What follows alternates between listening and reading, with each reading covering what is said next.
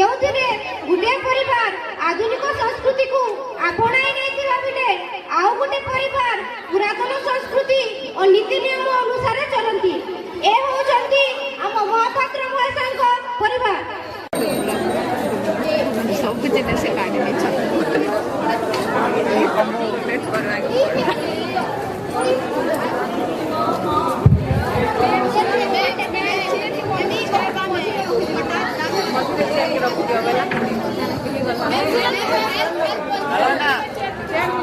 नमस्कार माँ, नमस्कार बाबा।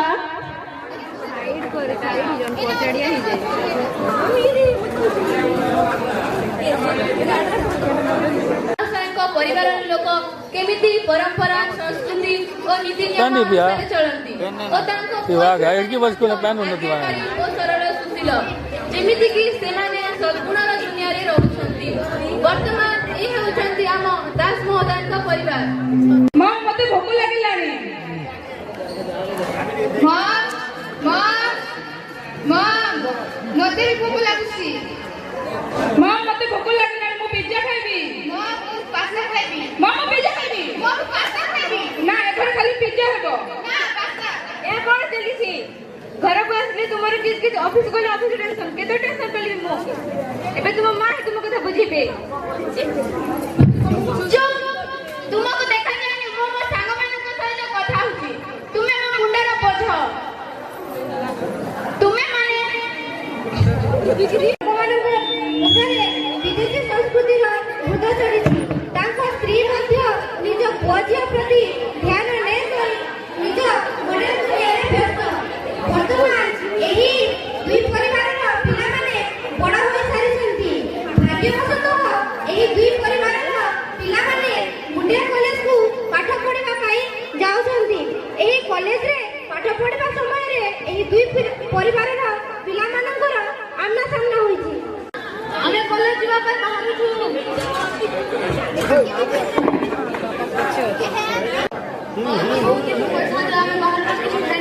ना ना रो मु तुम पई टिफिन आछि। पिला माने पठा पढ़ा पढ़ा पड़ी ओ मां टिफिन तैयारी कर लो की मां सारे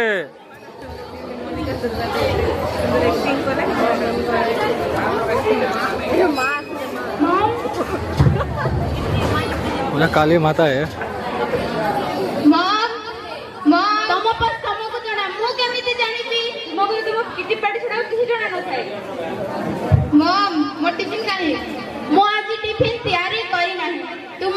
पैसा दौचे तुम्हें किसी बाहर खाई नब मु आज मो सांग मानक सहित किटी पार्टी को जाऊँ।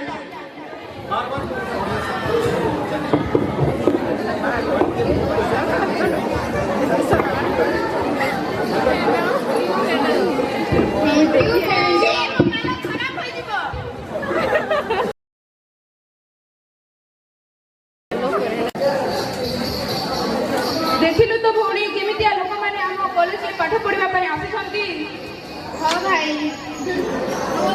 देखिलु तो भौणी एमाने बहुत धनी घरर पुआ झ बोली हमको देखि केमिति कथा कहउछंती। छाण छाण तांको कथा छाण चल हमें एबे कॉलेज जीवा।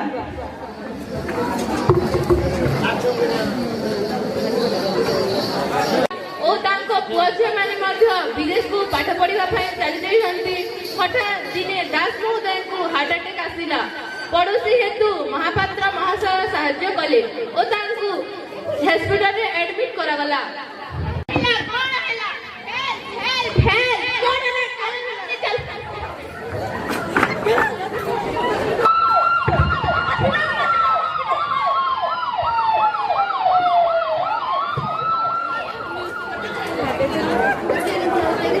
हेलो बेटा। Hello mom. मु तो पापा को हार्ट अटैक आसीथिबारु मो तांको हॉस्पिटल रे एडमिट करिछि ओ मु एठारे एकुटिया अछि। मु मध्य तो भाई को कॉल करि सानिनी से मो कॉल को उठाइला नै। तू तो भाई को जणाई शीघ्र इंडिया को फेरी आस।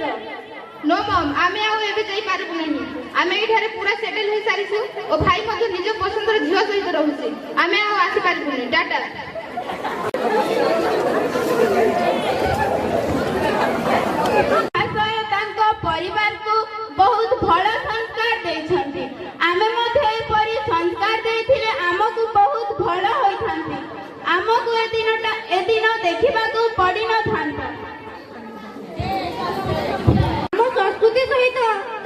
ଲଢୁଛୁ କି ଆମ ସଂସ୍କୃତି ଠାରୁ ତାଙ୍କୁ ଦୂରେଇ ନେଇଛୁ। ବର୍ତ୍ତମାନ ଏହି ବିଚାରଟି ଆପଣମାନଙ୍କର